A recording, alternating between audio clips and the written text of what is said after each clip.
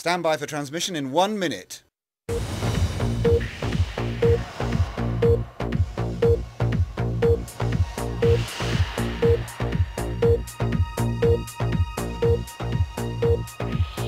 Counting to on air in 45 seconds.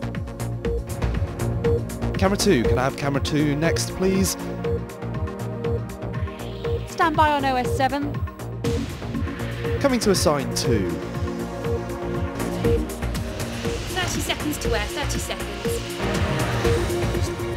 Okay, everything's sounding good. Mixing to camera 3. 15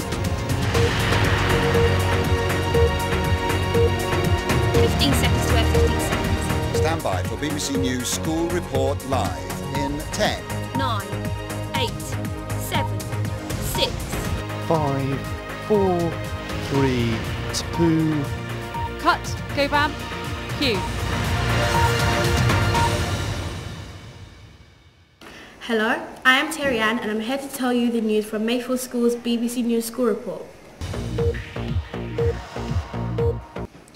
Teachers in England are threatening to boycott next year's National SATs test in primary schools. The National Association of Teachers has stated that the tests taken by 7 to 11-year-olds damage children's education. The motion will put an end to league tables based on results and call for more assessments by teachers instead. Last night, in a Taliban militant attack, 9 policemen were killed in Helmand, Afghanistan.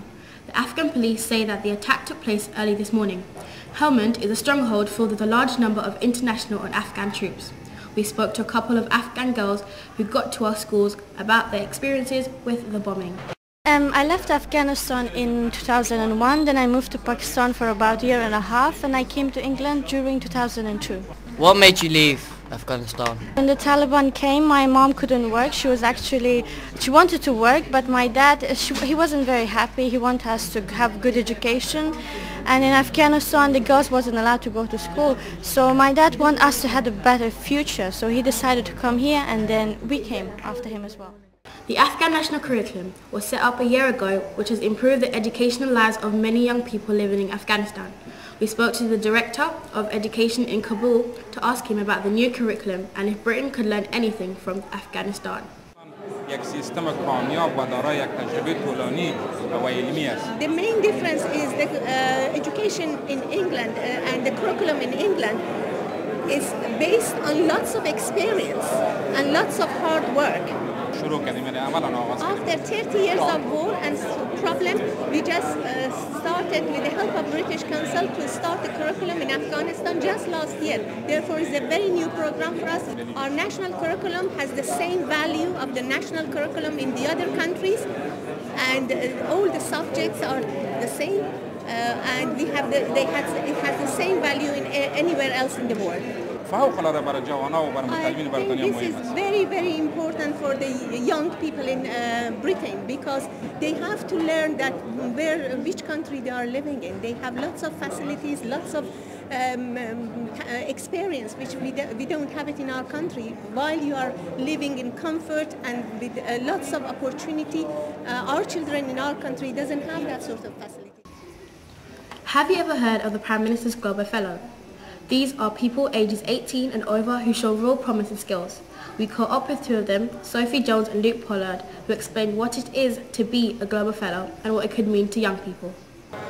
A Global Fellow is one of 100 enterprising young people that was chosen to go to one of 3 emerging economies across the world and have a truly life-changing experience. How does what you do benefit me? One of the aims of the fellowship was that when we came back to the UK, that we were going to spread our message, the lessons that we learned with young people.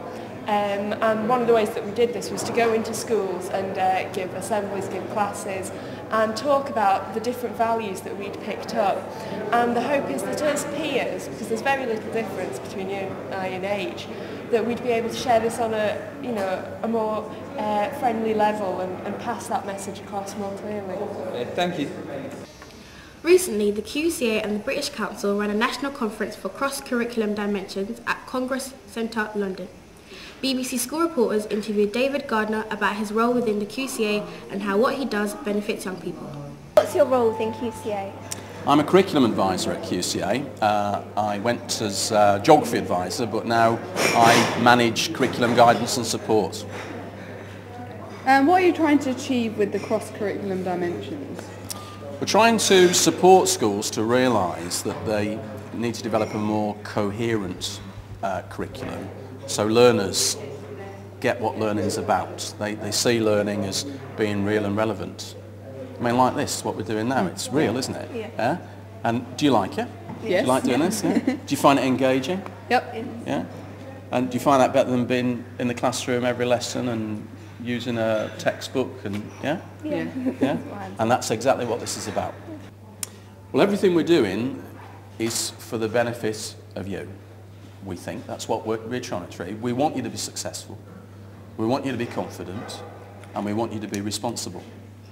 So you can grow up and live and be successful in that complicated world. Thank you. Thank you for talking to us. Thank you very much. Thank you very much. Good questions. The news on technology.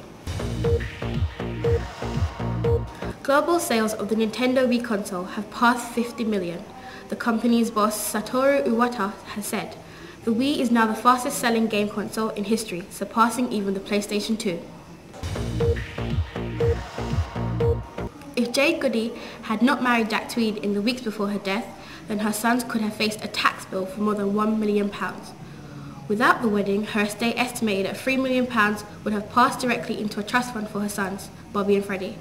Jade earned about £1 million in the month before she died and insisted that the money to go to her sons so they could enjoy the upbringing she never had. In local news, teenagers in Redbridge will aim to smash the stereotype of knife-wielding yobs.